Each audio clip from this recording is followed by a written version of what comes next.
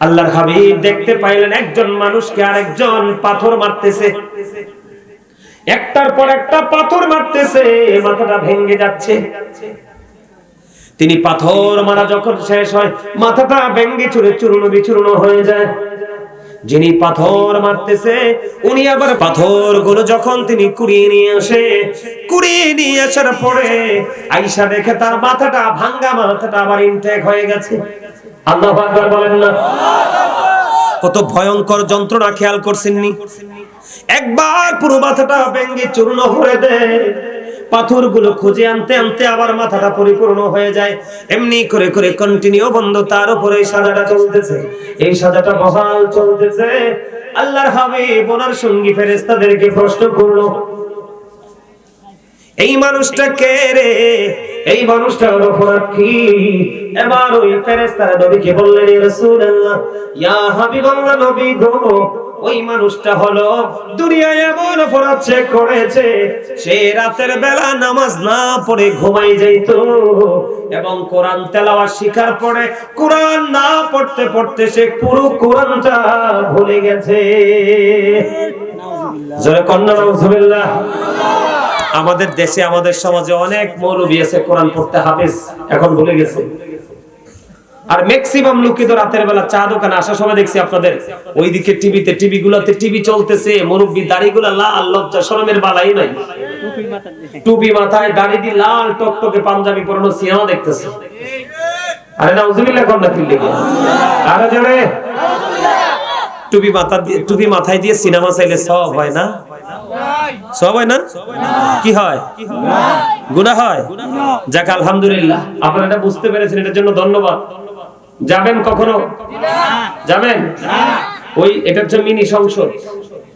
এটা কি মিনি সংসদ, ছোট সংসদ। এই সংসদে কি হয় জানেন? বাংলাদেশের জাতীয় সংসদে আপনার কি হয়, বাংলাদেশের উন্নয়ন নিয়ে লাভ ক্ষতির হিসাব কষানো হয়। আর এই মিনি সংসদের মধ্যে হয় এই সমাজের মধ্যে, এলাকার মধ্যে, পাড়ার মধ্যে যত ধরনের মানুষের বিপদ আছে সব। ঠিক না? ঠিক। তাহলে ওখানে যাওয়া যাবে? ওখানে যাওয়া যাবে? তাহলে যারা ইচ্ছে করে নামাজ ছেড়ে দেয়, কোরআন তেলাওয়াত ছেড়ে দেয়, তাদের মাথাটা কি করা হয়? ভেঙে ফেলা হয়, আবার জোড়া লাগে, আবার ভাঙে। এইভাবে চলতে চলতে বন্ধ চলতে থাকবে সাজা। বাঁচতে পারবা না, মরতে পারবা না, পালাইতেও পারবা না। এবার আসেন, আমাদের দেশে মোবাইল আসেনি? হ্যাঁ আছে। কই আছে? আপনার কটিয়াদি, একটা কথার কথা, কে আছে কটিয়াদি? যখন বলে তুই কই অথবা তুমি কই, কয় আমি আছি 60 ধার। এই মিছা কথাটা বলে কিনা বলেন? ম্যাক্সিমাম লোক এটার নাম এই জন্য আমি রাখছি বিষাক্ত সাপ। পৃথিবীর সব সাপের বিষ নামানো যায়, এই সাপের বিষ নামানো যায় এখনো পৃথিবীতে আসে নাই। কারণ এই সাপের বিষে মানুষের চরিত্র শেষ, মানুষের চোখ শেষ, মানুষের কান শেষ। আল্লাহ রাসূলের কথা ম্যাক্সিমাম লোক সারাদিন একবার মনে হয় না, বিপদে পড়া ছাড়া। এই জন্য বলেছি, আল্লাহর হাবিব বলেছে, মানুষ হাসতে হাসতে এমন অপরাধ করে রে, মাসিক থেকে মাগরিব পর্যন্ত জাহান্নামের দিকে এগিয়ে যায়। পৃথিবীর এক প্রান্ত থেকে আরেক প্রান্ত পর্যন্ত যতটা দূরত্ব, ওই ততটা সম পরিমাণ রাস্তা মানুষ জাহান্নামের দিকে এগিয়ে যায়। আর এই অপরাধরা হয় মানুষ হাসতে হাসতে খামখেয়ালি করে করে। আল্লাহর হাবিব বলেছেন, আমি আমার উম্মতগুলোকে মাজায় ধরে ধরে বাঁচাইতে চাই, আর আমার উম্মতগুলো আমার হাত পুশকে তারা জাহান্নামে চলে যায়। তার মানে হলো আল্লাহর হাবিব দেখিয়ে দিয়েছে আপনাকে আমাকে সঠিক পথ, আর আপনি আমি গায়ের জোরে বেছে নিয়েছি ব্যাঠিক রাস্তা। তার মানে নিজের উপর নিজে জুলুম করতেছি। বন্ধু, আমি মিথ্যা কথা আপনাদেরকে বলবো এই কারণে, মিথ্যা সম্পর্কে বন্ধু আল্লাহর হাবিব, ওই যে হাদিস শরীফের আরেকটা অংশ, আল্লাহর হাবিব সরকারে মদিনা তিনি কি করলেন? সফরে বের হলেন। বের হওয়ার পরে তিনি দেখতে পাইলেন একটা মানুষের মাথা থেকে এই পর্যন্ত চামড়াটা লোহার চিরুনি দিয়ে তুলে ফেলা হচ্ছে। একদিক দিয়ে চামড়াটা তোলা হচ্ছে, আরেক দিক দিয়ে জোড়া লাগতেছে। একদিক দিয়ে তোলা হচ্ছে, আরেক দিক দিয়ে জোড়া লাগতেছে। এমনি করে করে বন্ধু চামড়া একদিক দিয়ে চলতেছে, আরেক দিক দিয়ে জোড়া লাগতেছে, আর চিৎকার হাহাকারে আকাশ বাতাস বাড়ি হয়ে যাচ্ছে। কিন্তু সেদিন কেউ তো শুনবে না, সেই চিৎকার সেই কান্না কেউ শুনবে না। তার কারণ হলো বন্ধু, আল্লাহ বলেছে জালেম যখন বিপদে পড়ে আমি তার জন্য কোনো সাহায্যকারী রাখি নাই। সতর্ক হতে হলে এখনই হতে হবে, মরার পরে সতর্ক হওয়ার কোনো সুযোগ নাই। আল্লাহর হাবিবকে প্রশ্ন করা হলো, ইয়া রাসূলুল্লাহ, আল্লাহর হাবিব প্রশ্ন করলেন ফেরেশতাদেরকে, এই লোকটাকে তার কি অপরাধ? এবার ফেরেশতারা বলল, নবী গো, এই লোকটার অপরাধ হলো সকাল যখন হয় সে সকালে এই বাড়ি থেকে ওই বাড়ি, এই গ্রাম থেকে ওই গ্রাম, এই ইউনিয়ন থেকে আরেক ইউনিয়ন, এক দেশ থেকে আরেক দেশ। বাংলাদেশের মধ্যে অনেক সংবাদ পাঠক আছে, সংবাদ পাঠিকা আছে, পত্রিকায় লিপিবদ্ধ করা হয়, এবং বর্তমানে সোশ্যাল মিডিয়ার মধ্যে বন্ধু যেটা করে না সেটাও বলে, যেটা করে সেটাও বলে, আছে নাই? আল্লাহর হাবিবকে ফেরেশতারা জানিয়ে দিল ওই লোকটা হলো মিথ্যাবাদী। ওই মিথ্যা কথা বলার কারণে আল্লাহ রাব্বুল আলামিন তার জন্য সাজাটা বহাল করে দিল। একদিক দিয়ে চামড়াটা জিন্দা অবস্থায় তুলে ফেলা হচ্ছে, আরেক দিক দিয়ে জোড়া লাগতেছে, এমনি করে করে তার সাজাটা কন্টিনিউ চলমান আছে। জোরে জোরে বলেন না নাউজুবিল্লাহ।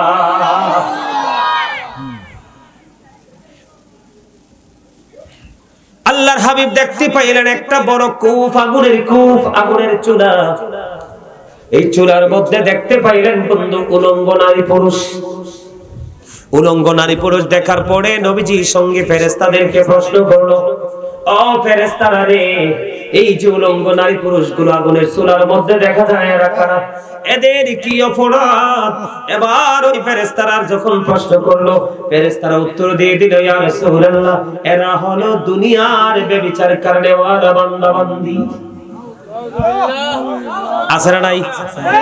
এই বাংলাদেশে আছে না নাই? এই মোবাইল নামক এই যে বললাম সাপ, এই মোবাইলে বন্ধু ঘর থেকে বউকে বের করে নিয়ে যায়, ঘর থেকে মেয়েকে বের করে নিয়ে যায়, ছেলে মেয়েদের পড়াশোনা থেকে বিরতি দিয়ে দেয়। মানুষের এখনকার মানুষের চরিত্র নাই বললেই চলে। আপনি মনে করবেন নামাজ নাই, রোজা নাই, সত্য কথা নাই, সুদ ঘুষ অন্যায় অপরাধ এমন কোন অপরাধ নাই যে মানুষের দ্বারা হচ্ছে না। এই যে আগুনের চুলার কথা বললাম, আগুনটা কেমন জানেননি? আগুনের চুলার কথা বললাম বন্ধু, আমাদের মধ্যে ভয় ভীতি তো মোটেও নেই। আপনারা মনে রাখবেন, আপনি যত বড়ই নিজেকে ইমানদার দাবি করেন, আপনার সিনায় যদি আল্লাহর প্রতি ভয় না থাকে তাহলে আপনি কোনোদিন পরিপূর্ণ হতে পারবেন না। ভয় বড় একটা নিয়ামত। হযরত আবু হুরায়রা রাদিয়াল্লাহু তাআলা আনহু থেকে হাদিস কানা বর্ণিত, আপনার আমার প্রাণের নবী দো জাহানের বাদশা নবী রাহমাতাল লিল আলামিন, তিনি নবীজি জানিয়ে দিয়েছে, আবার দিকে তাকাল বন্ধু, আপনার আমার প্রাণের নবী বলে দিয়েছে জাহান্নামের আগুনটাকে আল্লাহ 1000 বছর তাপ দিল, আগুনের রং হয়ে গেল লাল। রে সাইদারের মানুষ, আমার ভাই, আমার বাবা, আমার মা বোনদেরকে ডেকে ডেকে বলছি গো, ভিতরে জানালা করে তোমরা শোনো, কেমন করে সহ্য করবা সেই দিনে আগুনের জ্বালা। 1000 বছর আগুনকে তাপ দেওয়া হলো, আগুনের রং হয়ে গেল লাল।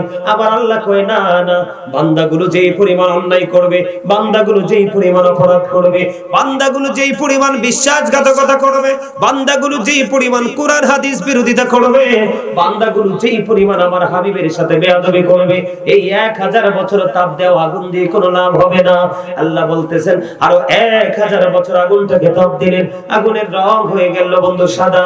আল্লাহ কয় না না, এই আগুনও হবে না, আরো ভয়ঙ্কর, আরো তীব্র করতে হবে। তীব্র থেকে তীব্রতর করে আল্লাহ রাব্বুল আলামিন আগুনটাকে বলে আরো তপ্ত করলেন, আরো 1000 বছর তাপ দিলেন, আগুনের রং হলো বন্ধু কালো।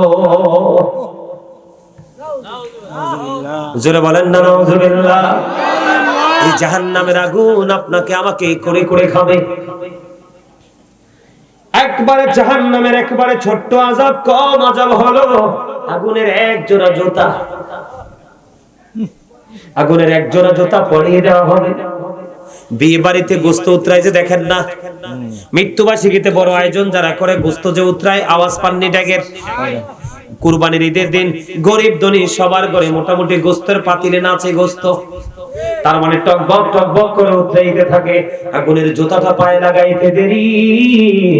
ও আল্লাহর বান্দা যদিও ঠিক সে নাফরমান বান্দা, তার মাথার মগজটা উতরাইতে থাকবে বন্ধু গরুর গোস্তের পাতিলের চাইতে আর ভয়ঙ্কর ভাবে। কি করবা সেদিন? তোমার বন্ধু কেউ হবে না। পৃথিবীতে মা বাবাকে মানছো না, রাসূলকে মানছো না, তোমার মসজিদের ইমাম সাহেবকে মানো নাই, হক্কানি আলেমদের ওয়াজ শুনে আরো কটূক্তি করেছো। ঠিক না ঠিক? এটা হচ্ছে কি হচ্ছে না? সহ্য করতে পারবেন না সেই আযাব? বন্ধুরে আমার, আগুনের তাপ সহ্য করা যাবে না। মা আয়েশা প্রশ্ন করলো, ইয়া রাসূলুল্লাহ, ইয়া হাবিবাল্লাহ, নবী গো, ও নবী, কাল কিয়ামতের দিন নারী পুরুষ কি একত্রিত হয়ে উঠবে? নবীজি বললেন হ্যাঁ। তাদের পরনে কি পোশাক থাকবে না? নবীজি বললেন না না, তাদের পরনে কোনো পোশাক থাকবে না, পুরুষরা খতনাবিহীন অবস্থায় থাকবে। এই পৃথিবীতে ঈমানদার মুসলমানদেরকে খতনা করা হয়, ওই হাসরের ময়দানে প্রত্যেকটা মুসলমান খতনাবিহীন অবস্থায় থাকবে। তার মানে মায়ের উদর থেকে আমরা যেমন এসেছি ঠিক তেমন ভাবে আমরা দণ্ডায়মান হবে। আমার রাসূলকে প্রশ্ন করা হলো, ইয়া রাসূলুল্লাহ, নারী পুরুষ উলঙ্গ থাকবে, কেউ কি কারো দিকে নজর দিবে না? আমার নবীজি বললেন, আয়েশা রে, ওই হাসরের দিনটা তো ভয়ঙ্কর হবে, এত ভয়ঙ্কর হবে, সেই দিন কেউ কারো দিকে নজর দেওয়ার মতো সুযোগ থাকবে না। এত ভয়ঙ্কর হবে, গর্ভবতী মহিলারা তাদের সন্তান প্রসবের আগেই তাদের গর্ভপাত হয়ে যাবে। বাচ্চাটা এখনকার মা একজনের বাচ্চা প্রসব হওয়ার জন্য কত সচেতন বাবা মা আপনজন। বন্ধু, নরমাল ডেলিভারি না হইলে সিজার করা হয়, কিন্তু দেখেন ওই দিনটা তো ভয়ঙ্কর হবে। বাচ্চা মায়ের উদর থেকে ডেলিভারির সময় আসার আগে বাচ্চাটা প্রসব হয়ে যাবে, মা জানতে পারবে না। স্তন্যপায়ী যে প্রাণীগুলো থাকবে তাদের স্তন্যদায়ের কথা বলে যাবে। আল্লাহ রাব্বুল আলামিন আকাশকে পরিপূর্ণভাবে গুটিয়ে নিবে, যেমনি ভাবে পৃথিবীর মানুষ তার লিখিত দপ্তরটাকে গুটিয়ে নেয়। পাহাড়ের অস্তিত্ব থাকবে না, আকাশ ভেঙে চলে যাবে, তারকাগুলো বিক্ষিপ্ত হবে, সমুদ্রটা উদ্গীরিত হয়ে যাবে, সূর্যটা মাথার উপরে থাকবে, ফুলছে রাতের ফুলটা 30,000 বছরের রাস্তা হবে। প্রত্যেকটা মানুষের কবর থেকে হাসরের ময়দানটা কমপক্ষে 50,000 বছরের রাস্তা হবে। জোরে জোরে বলেন না আল্লাহু আকবার। 30,000 বছরের রাস্তা পার হওয়া কি সহজ বিষয়? কতটা ইজি হবে বন্ধুরে আমার, অত্যন্ত ভয়ঙ্কর কঠিন হয়ে যাবে। আপনারা আরো কি শুনবেন? ভয়ঙ্করতাটা কত কঠিন হবে শুনবেন। বন্ধু আমার দিকে তাকান, ভয়ঙ্করতাটা এত বেশি ভয়ঙ্কর হবে, আপনার আমার প্রাণের নবী জানিয়ে দিয়েছে। এই পৃথিবীর বুকে মানুষ খাবারের চাহিদা আছে কি নাই? টাকা হইলে বন্ধু কেউ গরুর গোশত, কেউ ওটের গোশত, কেউ খাসির গোশত, আছে না নাই? যার ক্ষমতা যেটা আছে সে খাইতে পারে। কিন্তু বন্ধু ওই পার এত ভয়ঙ্কর, পাপীদের জন্য একটা খাবার বরাদ্দ করেছে। পাপী নোংরা মানুষগুলোর জন্য একটা খাবার বরাদ্দ করে রেখেছেন আমার আল্লাহ। ওই খাবারটার নাম হলো তিনাতুল খাবার। নাউজুবিল্লাহ বলেন না? ইয়া রাসূলুল্লাহ, ইয়া হাবিবাল্লাহ, নবী গো, এই তিনাতুল খাবারটা কি গো নবী? আমার আপনার প্রাণের নবী বলে দিয়েছে, এই তিনাতুল খাবারটা হলো আরেকটা জাহান্নামের নিংড়ানো রক্তপুঁজ।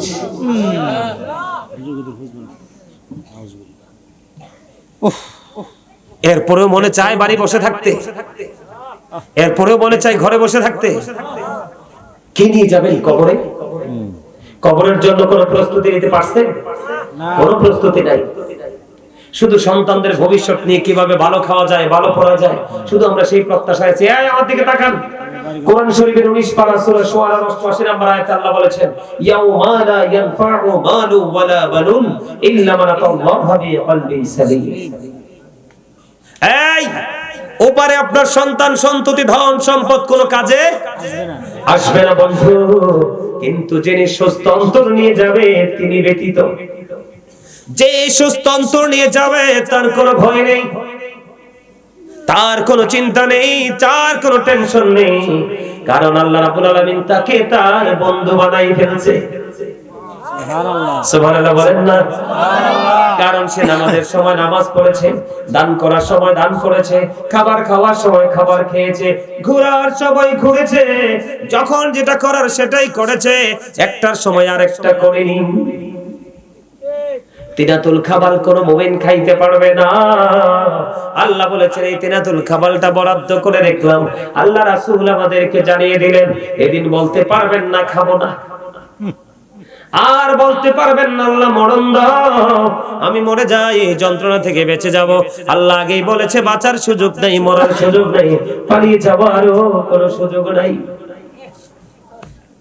আমাদের এই মানুষ পানির তৃষ্ণা লাগে কি লাগে না? আমরা পানির পিপাসা লাগলে পাগল হই কি হই না? পানির পিপাসা লাগলে পাগল হয়ে যাই। আল্লাহর হাবিব বলে দিয়েছে বান্দারে, আল্লাহর হাবিব জানিয়ে দিয়েছে তোমাদের জন্য উত্তপ্ত গরম পানি ঢেলে দেওয়া হবে। তোমার পানির তৃষ্ণা লাগবে, পানির তৃষ্ণায় তুমি পাগল হয়ে যাবে, পানি মাথা দিয়ে ঢেলে দেওয়া হবে। আল্লাহর হাবিব বলেছে এটা মাথা দিয়ে ঢালার পরে তোমার পেটের মধ্যে ঢুকবে। বন্ধু, পেটের মধ্যে ঢোকার পরে নিচের দিক দিয়ে পেটের ভিতর যা আছে সবকিছু লিকুইড হয়ে বের হতে থাকবে। লিকুইড বুঝেননি? পাতলা তরল হালুয়া বলেন, ওই যে ম্যাক্সিমামই বুঝবেন জুস দেখেন না, জুস, প্রাণ জুস আছে না নাই? এই যে জুসের মতো হয়ে যাবে, পেটের ভিতর থেকে সবকিছু লিকুইড হয়ে বের হতে থাকবে। যন্ত্রণা, চিৎকার, কান্না সেদিন কেউ শুনবে না। বারবার মানুষ কান্না করবে, চিৎকার করবে, আনাফসি আনাফসি করবে। সেদিন আমার মালিক হয়ে যাবে কাহার? আজকে মালিক রহিম ও রহমান। ঠিক কিনা বলেন? বন্ধুরে আমার, আল্লাহ সেদিন এত কঠিন হবে, সেদিন কঠোরতা দেখতে পাবে মানুষ। কারণ আল্লাহ বলেছে আল্লাহ বান্দার উপর জুলুম করে না, বান্দা নিজের উপর নিজে জুলুম করে। জালেম যারা, আল্লাহ জালেমকে পছন্দ করে না। জালেম যখন বিপদে পড়ে যায় আল্লাহ তাদের জন্য কোনো সাহায্যকারীও রাখে না। জোরে জোরে কোন আল্লাহু আকবার। সহ্য করতে পারবো আমরা? আরে ভাই এটা তো পরে, এতক্ষণ যেটুকু বললাম গুরুত্বপূর্ণ জায়গাগুলো থেকে, এগুলো কি পরের স্টেপ। আগে তো মরণ, আগে কি পাপী লোকের আত্মাটা সারাটা দেহের মধ্যে পালাবার চেষ্টা করবে। আজরাইল বলবে না তোমার বডিতে এমন কোন জায়গা নাই যে সেই জায়গায় তুমি লুকিয়ে বাঁচতে পারবা। স্রষ্টার পরে যদি ভয়ঙ্কর কিছু থাকে তাহলে সেটা হলো আজরাইল। হাদিস শরীফের মধ্যে এসেছে, রাসূল বলেছে পাপী লোকেদের মৃত্যুটা কেমন হবে জানেন? পাপী লোকের মৃত্যুর সবচেয়ে কম যন্ত্রণা হলো 1000 তলোয়ার মারার আঘাতের চাইতে ভয়ঙ্কর। বুঝেন নাই মনে হয়? আর একটা সোজা কথা বলি, 1000 আঘাত যদি আপনার ছুরি দিয়ে আপনার বডিতে দেওয়া হয়, সহ্য করতে পারবেন? আরে ভাই কয়টা আঘাতের যন্ত্রণা আপনি সহ্য করবেন? 1000 তলোয়ার মারার আঘাতের চাইতে ভয়ঙ্কর হলো মৃত্যুর সবচেয়ে কম আযাব, কম যন্ত্রণা। আওয়াজ তুলে বলেন না নাউজুবিল্লাহ। আরে যারা বলেন না নাউজুবিল্লাহ। সহ্য করার মতো কোন স্কোপ আছে? সহ্য করতে পারবো? বন্ধুরে আমার দিকে তাকান। আপনারা কাঁটাযুক্ত শিকল দেখছেননি? হ্যাঁ, বিশেষ করে একটি কি জানি বলে আমার জীবনে আমি এগুলো খাই নাই। এখন পোড়ামোর গিনা জানি চাপ দেখবেন কাটার মধ্যে ঢুকাই দেয়, মেশিনটা খালি ঘুরে আর পড়ে। মোটামুটি একটা ধারণা আপনারা যেহেতু সাধারণ মানুষ বোঝার জন্য দেই, দুই দিকে ডান্ডা, একটা ডান্ডা ঢুকায় দেয়, এটার মধ্যে গোস্তগুলো বা মুরগিগুলো দেওয়া হয়, একটা ঘুরতে থাকে আর মুরগিগুলো পড়তে থাকে। এগুলো নাকি চাপ এখনকার ছেলেরা রুটি দিয়ে দিয়ে খায়। বন্ধু, যেটার মধ্যে গোস্ত ঢুকাইলো, গোস্তটা ঘুরলো, এটা এমনি না দিয়ে যদি ডাইরেক্ট আমরা কোনো মানুষের পেটে বা কারো পেটের মধ্যে ঢুকায় যদি মুসরাই মুসরাই টান দেই, কি অবস্থা হবে? একজন জাহান্নামীর জান এমন ভাবে কবজ করা হবে, একজন পাপী মানুষের রূহটা এমন ভাবে বের করা হবে রে, কাটা যুক্ত একটা শিকল তার পেটের মধ্যে ঢোকাইয়া টান দিলে যেমনি টুকরো টুকরো করে ছিঁড়ে ছিঁড়ে ক্ষত বিক্ষত হয়ে তার ভিতর থেকে তার অঙ্গ প্রত্যঙ্গ গুলো ছিঁড়ে ছিঁড়ে বের হবে, আর এতটা যন্ত্রণাদায়ক হবে, এখানে মলম বা মেডিসিন কোন কিছু কাজ করবে না। ওই পাপী লোকেদের প্রাণ পাখি হরণ করার সিস্টেমটা এমন হবে। জোরে জোরে কন্যা নাউযুবিল্লাহ। ও বন্ধু, তার কবর এত ভয়ঙ্কর হবে রে, তাদের কবরের মধ্যে যখন তাদেরকে রাখা হবে, আমার দিকে তাকান, তাদেরকে যখন তাদের কবরের মধ্যে রাখা হবে বন্ধু, তাদের কবরের মাটি এমন ভাবে তাদেরকে চাপ দিবি বন্ধু। হাদিস শরীফের মধ্যে এসেছে একটা পাজরের একটা হাড় আর একটা হাড়ের ভিতর ঢুকে যাবে, একটা হাড় আর একটা হাড়ের ভিতর ঢুকে যাবে। আমার দিকে তাকান, এই যে দেখেন আপনার যদি এই যে আঙ্গুলটা আমার আছে, আঙ্গুলের এই একটা হাড় যদি আরেকটার মধ্যে ঢুকে যায়, ডাক্তার ছাড়া কাটা ছাড়া বের করা যাবে না। ওই পাপী মানুষগুলো কবরে যাওয়ার পরে আল্লাহ রাব্বুল আলামিন মাটিকে অর্ডার দেবে, মাটি ও মাটি এই দুষ্ট লোকটাকে একটু ভালো করে তুমি চাপ দাও। মাটি চারপাশ দিকে চাপ দিতে থাকবে বন্ধু। চাপ দেওয়ার পরে পাজরের একটা হাড় আর একটা হাড়ের মধ্যে ঢুকে যাবে। কান্না চিৎকার হাহাকার কে শুনবে সেদিন? ও বন্ধু, আল্লাহ আগেই জানিয়ে দিয়েছে, সাবধান হয়ে কবরে আসো। লা ইয়ামুতু, মরতে আর পারবা না, ফিহা ওয়ালা ইয়াহইয়া, বাঁচতেও পারবা না, ওমা হুমান হাবি গায়বিন, ওখান থেকে আর পালাইতেও পারবা না। আর যদি তুমি মুমিন হতে পারো, আল্লাহর হাবিব বলেছে তোমাকে কবরে রাখার পরে তোমার কবরটা দৈর্ঘ্যে এবং প্রস্থে 70 গুণ চওড়া হয়ে যাবে। নূরের আলোয় তোমার কবরটাকে বন্ধু নূরান্বিত করে দেওয়া হবে। ফেরেশতারা বলবে তুমি নতুন বরের মতো ঘুমিয়ে যাও, যতক্ষণ না পর্যন্ত তোমার মালিক তোমাকে না ডাকবে। আল্লাহ বলতেছে, হাবিব আমি জানিয়ে দিলাম আমার ওই প্রিয় বান্দাগুলোর জন্য আমি একটা নিয়ামত বরাদ্দ করে দিলাম। ওই নিয়ামতটা হলো আল্লাহ রাব্বুল আলামিন পবিত্র কালামে হাকিমে সূরা বাকারাতে বলে দিয়েছেন, ইন্না রাব্বিহিম ইউরযাকুন। আল্লাহ রাব্বুল আলামিন বলে দিয়েছেন আল্লাহর প্রিয় বান্দাদের জন্য জান্নাতি খাবার বরাদ্দ। পাপীদের জন্য বরাদ্দ কি মুখস্থ ভুলে গেছে? পাপীদের জন্য খাবার কোনটা বলেন তো? তিনাতুল খাবার। ওই যে একটু হলে মনে রাখছেন যে রক্ত পচা, রক্ত পুঁজ। হাদিস শরীফের মধ্যে এসেছে, আমার দিকে তাকান, পাপী লোকের প্রাণ পাখিটা যখন কবজ করতে আসে ফেরেশতারা, তখন আসার সময় আল্লাহর পক্ষ থেকে কুদরতি চট নিয়ে আসে। কি নিয়ে আসে? চট। চিনেন? চট চিনেন না আপনারা? চিনেন না? চিনেন না হয়তো দুই একজনে চিনেন, আমি বুঝাই।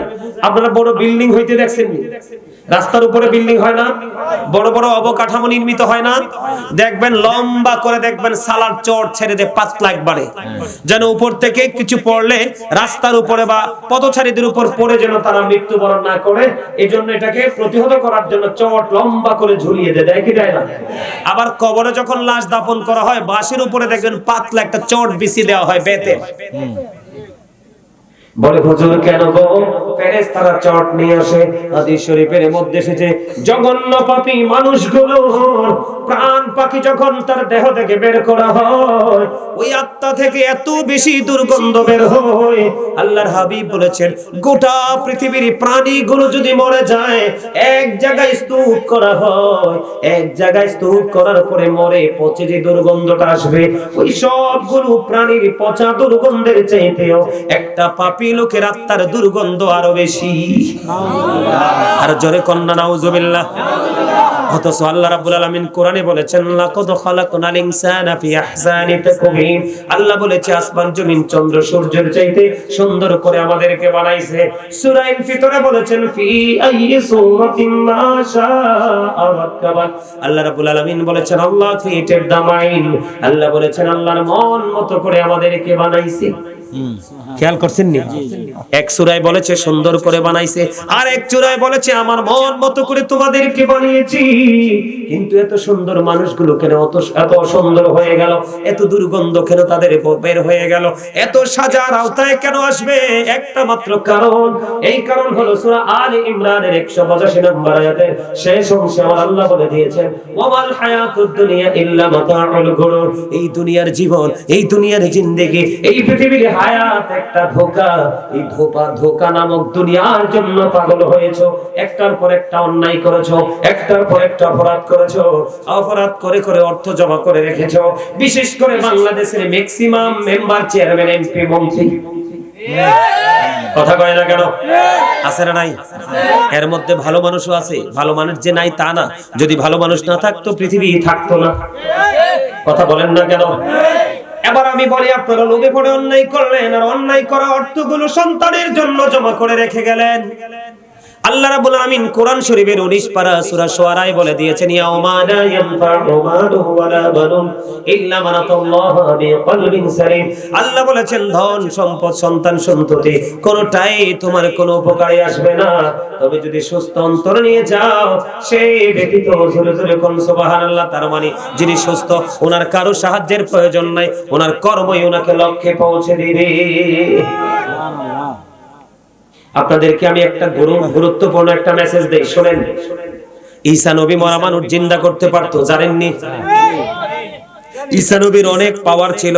ওনার হাতে একটা আশা ছিল, লাঠি। লাঠি দিয়ে টাচ করলে মরা মানুষ জিন্দা হয়ে যাইতো। ওনার অনেক মুজিজা দিয়ে আল্লাহ পাঠাইছে, যদিও বাবা ছাড়া পৃথিবীতে আসছে। ঈসা রুহুল্লাহর কাছে একদিন এক বেঈমান এসে বলল, নবী গো, আপনি তো মরা মানুষ জিন্দা করতে পারেন। কয় হ্যাঁ পারি। কই পুরনো কোন মানুষ জিন্দা করতে পারেন কিনা? কয় তুমি বলো, আমি কাকে জিন্দা করব? এবার নূহ আলাইহিস সালামের ছেলে শাম বললেন, এবার ঈসা রুহুল্লাহকে ডেকে বললেন, ইহুদি নবী, আপনি প্রথম জামানার নবী নূহ আলাইহিস সালামের ছেলে শামকে আপনি জিন্দা করেন। এবার কি করলেন? শামের কবরের পাশে চলে গেলেন। শামের কবরের পাশে গিয়ে ডাক দিলেন, সরে সরে বললেন, আল্লাহু আকবার। শাম জিন্দা হয়ে গেল, কবর থেকে উঠে গেল। উঠে যাওয়ার পরে দেখা গেল শামের চুলগুলো পাকে সাদা, দাড়িগুলো সাদা। প্রশ্ন করা হলো, আপনার দাড়িগুলো পাকলো কেন? আপনার দাড়িগুলো চুলগুলো পাকলো কেন? আপনাদের জামানার মানুষের তো চুল দাড়ি পাকতো না। এবার উনি বললেন, আমার চুল দাড়ি পেকে যাওয়ার কারণ হলো,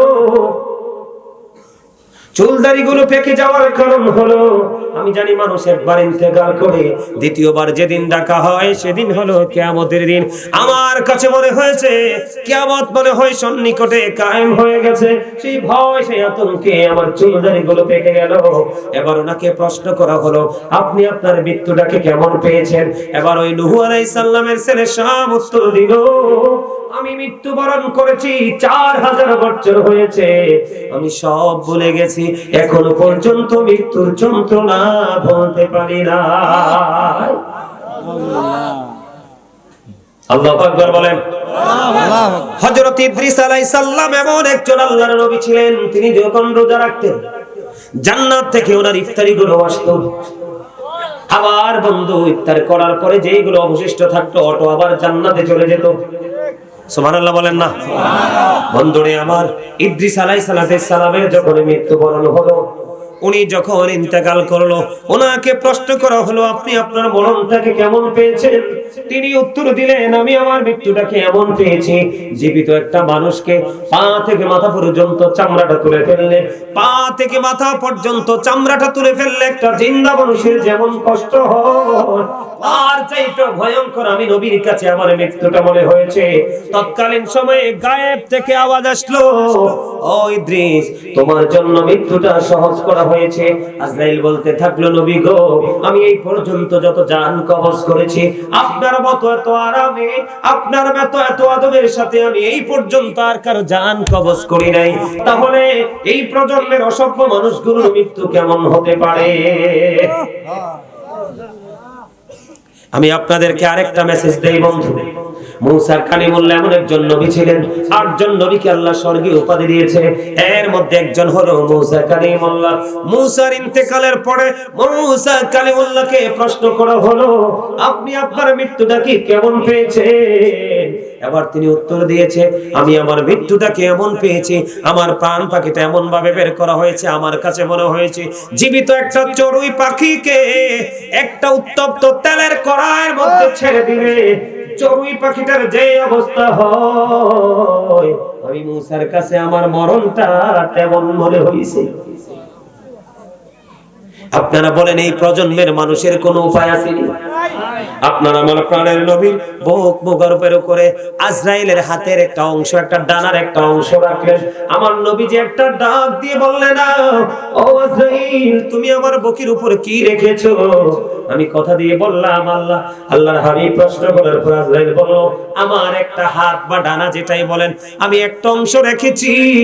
আমার নবীজি একটা ডাক দিয়ে বললেন, আজরাইল, তোমার এই একটা অংশের চাপ যদি আমি নবীর কাছে এতটা ভারী, এতটা কষ্টকর মনে হয়, আমার কাছে মনে হয় আসমান জমিন সব যদি আমার বুকের উপর তুলে দেওয়া হতো রে, আমার কাছে এত কষ্ট মনে হতো না। তোমার এই ভার আর তোমার এই চাপ আমার কাছে এতটা যন্ত্রণাদায়ক কষ্টকর মনে হয়েছে রে আজরাইল, আমার এই গুনাহগার উম্মতগুলো কেমন করে যন্ত্রণা সহ্য করবে রে? আমার উম্মতের কষ্ট সহ তুমি আমাকে দিয়ে দাও। কে আমার কাঁদিবে কাঁদে বসিয়া, সকল কর্ম লিখিতেছি হুকুমনিয়া, আল্লাহর হুকুমনিয়া। 40 কদম হাঁটিয়া আসবে রে স্বজন, মুনকার নাকির হাজির হইবে রে তখন।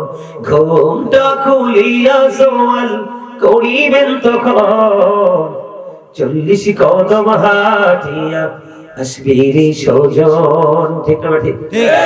বলেন, ওয়া ইন্না আলাইকুম লাহাফিজিন কিরামান কাতিবিন।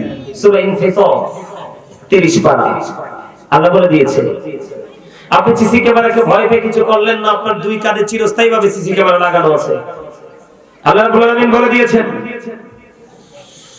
ওয়া ইদাল কুবুর বুসিরাত আলিমাত নাফসুম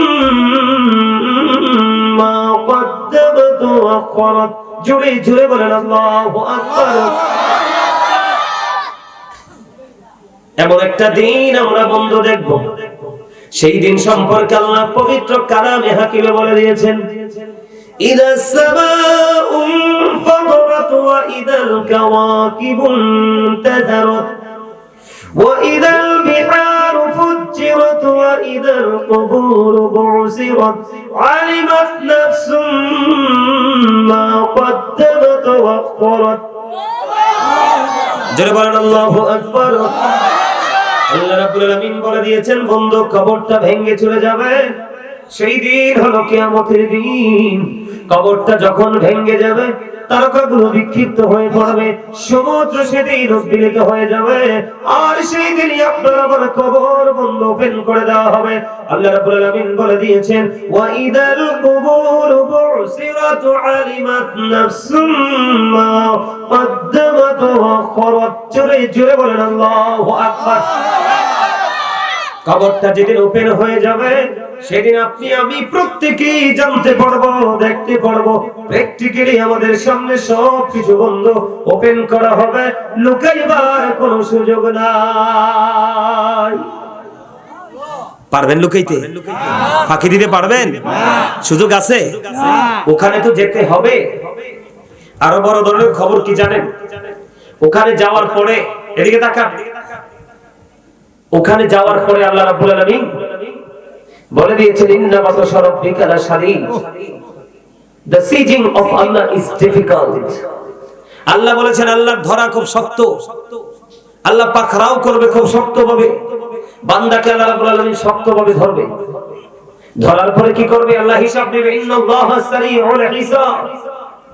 Allah is going to take account. আল্লাহ হিসাব গ্রহণে অত্যন্ত তৎপর। দুঃখজনক খবর হলো কি জানেন? আল্লাহ রাব্বুল আলামিন বলে দিয়েছে, লা ইয়ামুতু, people will not die that day। সেদিন মানুষ মরতে পারবে না। আল্লাহ বলেছেন, ফিহা ওয়ালা ইয়াহইয়া, people will not be able to live that day। সেদিন মানুষ বাঁচতেও পারবে না। আল্লাহ বলেছেন, ওমা হুম আনহা বিগাইবিন, people will not be able to escape that day। মানুষ সেখান থেকে পালিয়ে যেতেও পারবে না। আপনারা কি একটু খেয়াল করছেন? এগুলো কি আপনাদের বিবেক ব্রেইনে ঢুকে? খেয়াল করছেন? কবরটা ওপেন হয়ে যাবে, আপনি আমি প্র্যাকটিক্যালি জীবনের সকল কর্ম দেখতে পাবো, ভালো মন্দ। আল্লাহ কয় এমন অবস্থা হবে, ধরাটা খুব শক্ত হবে, হিসাবও খুব শক্ত করে নিবে। কিন্তু এখানে যদি বিপদে পড়ে যাও, বাঁচতেও পারবা না, মরতেও পারবা না। আরে মুখস্থ করেন না ওয়াজ, যদি মুখস্থ না করেন আগামীকাল কি ওয়াজ দিয়ে কোনো লাভ নাই তো। আল্লাহ ধর্মে খুব শক্ত ভাবে হিসাব নিবে, খুব বাঁচতেও পারবা না, মরতেও পারবা না, পালাইতেও পারবা না। আরেকটা ওয়াজ করা বেশি দরকার। এখন কিন্তু বিড়ি খাইয়া, সিগারেট খাইয়া, চা খাইয়া, কফি খাইয়া একটু সুবিধা দিলে একজনের দোষ কিন্তু সমাজের বিচারকরা আরেকজনের কাঁধে উঠাই দেয়। আছে না নাই? আপনাদের এখানে মনে হয় নাই? এখানেও আছে। আয় সর্বনাশ, এটা আরো বেশি।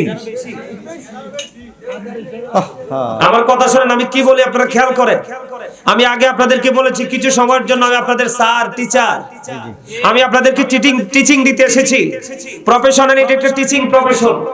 আর এই ক্লাস থেকে একমাত্র অনেস্ট ম্যান যারা আছে তারা এখান থেকে শিক্ষা নেবে।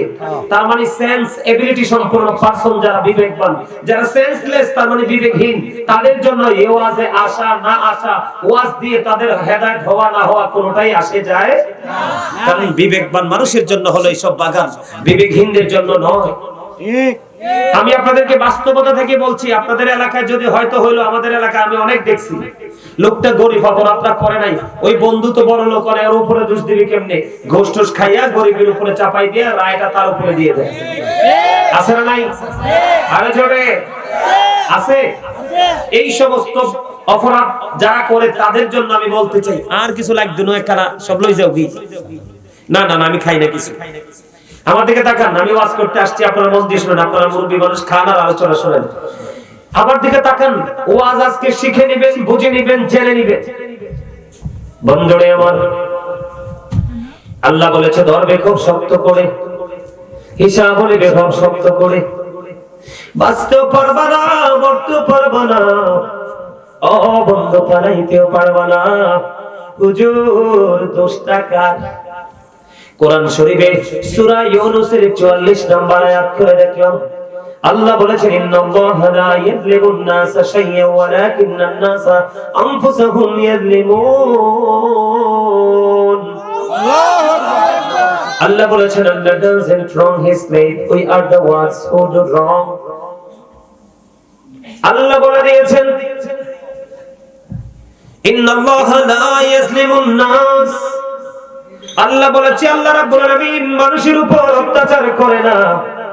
খেয়াল করবেন ওয়াজ বন্ধু, অত্যন্ত গুরুত্বপূর্ণ আলোচনা। সূরা ইউনূসের 44 নম্বর আয়াত, আল্লাহ বলেছেন ইন্নাল্লাহা লা ইয়াযলিমুন নাস, আল্লাহ বলেছেন আল্লাহ রাব্বুল আলামিন বান্দার উপর অত্যাচার করে না। শাইয়্যা ওয়ালাকিন্নান নাস আনফুসাহুম ইয়াযলিমুন, মানুষ নিজেই নিজের উপর জুলুম অত্যাচার করে।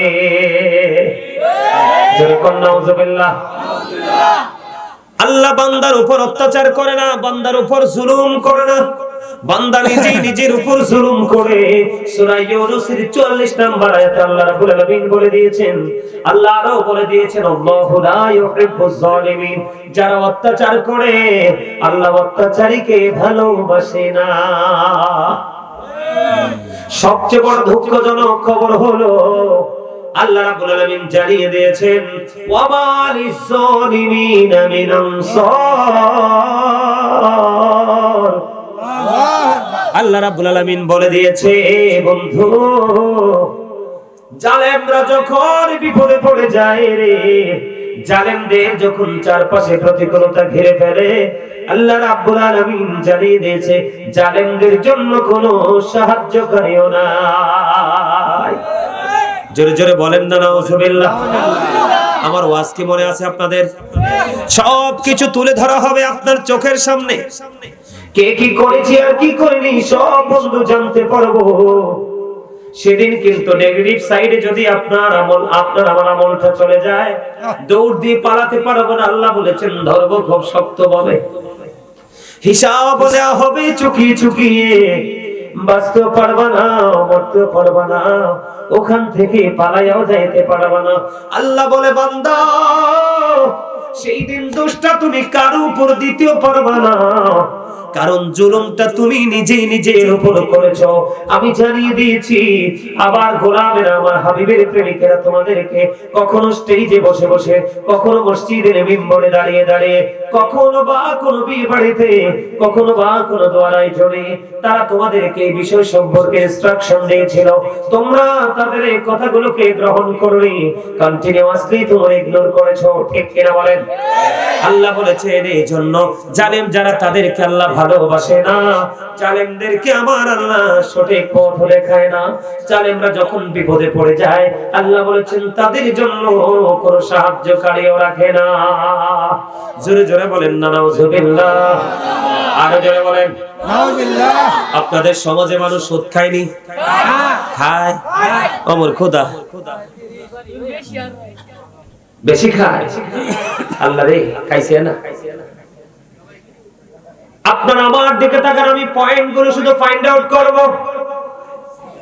কিভাবে আমরা নিজের উপর নিজে জুলুম করি, নিজের উপর নিজে কেমন করে অত্যাচার করি, এটা আপনারা বুঝে নেওয়ার চেষ্টা করেন বন্ধু। কেন আমি সুদের কাছে প্রথমে আসলাম? কারণ আমার বিষয় হলো কবর এবং হাসর। এই বিষয় নিয়ে আমাকে আলোচনা করতে বলা হয়েছে বন্ধু। আমার দিকে তাকান। এই কারণে সুদ নিয়ে আমি শুরুতে কথা বললাম, কারণ বাংলাদেশে বড় বড় রাঘবলরা সুদখোর। সমাজের মধ্যে বড় বড় ম্যাক্সিমাম বড় বড় বিল্ডিং ওয়ালা সুদের টাকায় বিল্ডিং ওঠায়। আছে না নাই? দেশের মধ্যে, গ্রামের মধ্যে বড় বড় সুদখোরদের আওতায় থাকে মসজিদের খতিব সাহেব। আছে না নাই? আমি আপনাদেরকে বলবো, আপনারা গভীরভাবে বড় বড় করোনার টপিক আকারে আলোচনা করব। হাদিস শরীফের মধ্যে এসেছে, আল্লাহর হাবিব বলেছেন, লা তুকবালু সালাতুম বিগাইরি তুহুর ওয়ালা সাদাকাতুম মিন গুলুল। আল্লাহর হাবিব জানিয়ে দিয়েছে, পবিত্রতা ছাড়া আমল কবুল হয় না, হালাল টাকা না হইলে কোনো দান কবুল হয় না। আল্লাহর হাবিব যখন মেরাজে গেল, মেরাজে যাওয়ার পরে জাহান্নামের দিকে নজর দিয়ে চাইয়া দেখেন, এক একটা মানুষের পেট এক একটা ঘরের মতো বড় বড়। ইয়া রাসূলুল্লাহ, ইয়া হাবিবাল্লাহ, নবী গো, ঘরের মতো বড় বড় পেটওয়ালা মানুষগুলো দেখলো আমার নবী। দেখার পরে জিবরাইলকে প্রশ্ন করলো, ভাই জিবরাইল, বলো না এই মানুষগুলো কে? জিবরাইল আলাইহিস সালাম একটা ডাক দিয়ে বলল, নবী গো, এরা হলো পৃথিবীর সুদখোর। জোরে বলেন না নাউজুবিল্লাহ। এরা হলো ওই দুনিয়ার সুদখোর, এরা সুদ খেয়েছে। আমার নবীজি বললেন, রে জিবরাইল, আমি চাইয়া দেখলাম তাদের পেটের মধ্যে শুধু সাপ আর বিচ্ছু দেখা যায়। সুদখোরের আবার লেবাস কিন্তু সুন্দর, মাথায় টুপি সব সময় থাকে, পাঞ্জাবিটা গায়ে থাকে, মসজিদে আজান দিলে সবার আগে যায়, মসজিদে পড়লে আজান সবার আগে যায়, নামাজ শেষে বাইরে এসে সুদের টাকা খায়। না না, আপনারা সুদের বিপক্ষের লোক না, সুদের পক্ষের লোক মনে হইতেছে। তাইলে আওয়াজ এত ছোট হইলো কেন? আপনারা আমার কথাই তো বুঝেন না, মন কই? মসজিদে পড়লে আজান সবার আগে যায়, নামাজ শেষে বাইরে এসে সুদের টাকা খায়। নামাজে হইল না রে তোর, নামাজের লইলি না খবর, ও মনে ধরলি নামাজে পড়লি নামাজ সারা জীবন ভোর, ও মনে ধরলি নামাজ, নামাজ হইল না রে তোর, নামাজের লইলি না খবর। বন্ধু সামর ইবনে জুনদুব রাদিয়াল্লাহু তাআলা আনহু থেকে হাদিস বর্ণিত, আমার নবী ফেরেশতা ওনার নাম আমার নবীর সঙ্গী সফরে বন্ধু বের হয়ে গেল। সফরে যখন বের হয়ে গেল, বের হয়ে যাওয়ার পরে নবীজি অনেকগুলো দৃশ্য দেখলো। এর মধ্যে একটা দৃশ্য হলো একজন মানুষ রক্তের নদীতে সাঁতার কাটে। নবীজি দেখতেছে, নবীজির সঙ্গে হলো ফেরেশতারা। রক্তের নদীতে কিন্তু থাকা যায় না, রক্তের দুর্গন্ধ সহ্য করা যায় না। আপনি গরু জবাই করার পরে রক্তটা শুধু 1-2 দিন থাকলে দেখবেন, রৌদ্র যদি না আসে জমাট হয়ে থাকে, দুর্গন্ধে ওই জায়গায় আর হাঁটতে পারবেন না। এইরকম একটা রক্তের নদী আপনারা আমার প্রাণের নবী দেখতে পাইলেন। পাওয়ার পরে নবীজি আমার দেখলেন লোকটা নদী দিয়ে সাঁতার কেটে কেটে পাড়ে আসতে চায়। এবার আমার নবীজি চাইয়া দেখলেন পাড়ের মধ্যে, কুলের মধ্যে আরেকজন পাথর নিয়ে দাঁড়িয়ে আছে। লোকটা যখন পাড়ে আসতে চায় তাকে পাথর মারা হয়। হাজার চেষ্টা করার পরেও লোকটা কুলে উঠতে পারে না।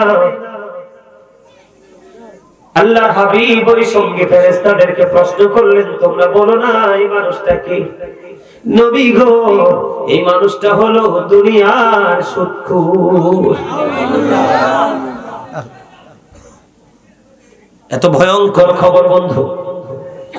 আল্লাহর হাবিব বলেছেন, যিনি সুদ খায়, যিনি সুদ দেয়, যিনি সুদের সাক্ষী হয়, যিনি সুদের স্ট্যাম্প লেখে, যিনি সুদের টাকা কালেকশন করার কাজে নিয়োজিত থাকে, আল্লাহর হাবিব বলেছেন সবার অপরাধ সমান, সবার সাজাও সমান। কারণ হলো অপরাধ যিনি করে, অপরাধ করার পরে যদি প্রশ্রয় পাওয়ার সম্ভাবনা না থাকে, সে কোনোদিন আর অপরাধ করবে না। আপনি দেখবেন চোর যদি চুরি করে আসে, চুরির মাল যদি রাখার জায়গা না পায় আর কোনোদিন চুরি করতে যাবে না। এই জন্য বন্ধু, চোরের চাইতে বড় খারাপ হলো চোরকে যিনি প্রশ্রয় দেয়। মহিলারাও কিন্তু এখন ডিজিটাল কায়দায় সুদ খায়, জানেননি আপনারা এটা? মহিলারা ডিজিটাল কায়দায় সুদ খায়। টাকা হাওলাত চাইলে আপনি পাবেন না। যখন বলবেন সুদ দিব, তখন বলবে আমার দুলাভাই তো বিদেশ থাকে, বুবুর কাছে টাকা আছে, যদি সুদ দিতে চাও আমি এনে দিতে পারি, কিন্তু একেবারে ডাহা মিথ্যা কথা, এগুলো নিজেরই টাকা। কথা কন না কেন? আমি আপনাকে বলি, বুখারী শরীফের মধ্যে এসেছে হাদিস, কার নারী হোক পুরুষ হোক, 10 টাকা দিয়ে যদি কেউ জামা বানায়, এর মধ্যে 9টি টাকা হালাল, 1টি টাকা মাত্র হারাম, 1টি টাকা মাত্র হারাম। আল্লাহর হাবিব বলেছেন 9 টাকার সাথে 1টি টাকা হারাম তুমি যুক্ত করে দিলা, 9 টাকা হালাল, 1টি টাকা 9 টাকার সাথে লাগার কারণে বাকি 9 টাকাও হারাম হয়ে গেছে। কিয়ামত পর্যন্ত তুমি নামাজ পড়তে পারবা, এই জামা পরে কোনোদিন আল্লাহর দরবারে তোমার এই নামাজ কবুল হবে না। জোরে জোরে বলেন নাউজুবিল্লাহ। এরকম সৎকর আপনার আমার দুনিয়ায় আছে না নাই? আপনাদের এই 60 গ্রামের মধ্যে বন্ধু জোর জবরদস্তি করে জায়গা দখল করতে চায়, বাড়ি দখল করতে চায়, এমন লোক আসেনি? আসেনি? লাঙ্গল দিয়ে ঠেলে ঠেলে আইল বন্ধ ভেঙ্গে নিজের দিকে নিয়ে যায়, আছে না নাই? জোর করে বিঘায় বিঘায় যাওয়ার জমি দখল করে, আছে না নাই? আমার দিকে তাকান, আল্লাহর হাবিব হাদিস শরীফের মধ্যে এসেছে বন্ধু, আল্লাহর নবী সরকারে মদিনা তিনি বলেছেন, পৃথিবীর বুকে যদি কোনো জালেম 1 বিঘা পরিমাণ কারো কাছ থেকে বন্ধু জোর করে দখল করে, আমি কিন্তু আপনাদেরকে কোন পাপের কোন সাজা এগুলো বোঝাচ্ছি, সমষ্টিগতভাবে পড়ে আযাব সম্পর্কে একটু বলবো, মৃত্যুর যন্ত্রণা সম্পর্কে একটু বলবো বন্ধু। আল্লাহর হাবিব জানিয়ে দিয়েছে, তোমরা আমার দিকে তাকাও, আল্লাহ রাসূল জানিয়ে দিয়েছে, পৃথিবীর বুকে কেউ যদি জোর করে 1 বিঘা পরিমাণ জায়গা দখল করে, আপনার আমার প্রাণের নবী জানিয়ে দিয়েছে, কাল কিয়ামতের দিন নারী হোক বা পুরুষ হোক, যেই যেই ক্যাটাগরির হোক না কেন, যদি জায়গা দখল করা জালেম হয়, আল্লাহর হাবিব জানিয়ে দিয়েছে তার গলার মধ্যে 7টা পৃথিবী মালা বানায়া ঝুলাই দেওয়া হবে রে। এই মালা নিয়ে বহন করতে হবে।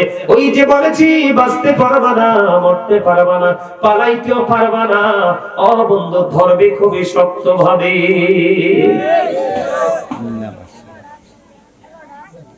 আমি আপনাদেরকে বলি, জান্নাতের মধ্যে যে একটা চাবুক রাখার জায়গা, পৃথিবী এবং পৃথিবীর মধ্যে যা কিছু আছে সব কিছুর চাইতে উত্তম আপনি বিশাল জায়গা পাবেন জান্নাতে। পৃথিবীতে জোর করে জায়গা দখল করার দরকার নাই, কারণ এই জায়গাটা হলো পরের জায়গা, পরের জমি, ঠিক না বলেন?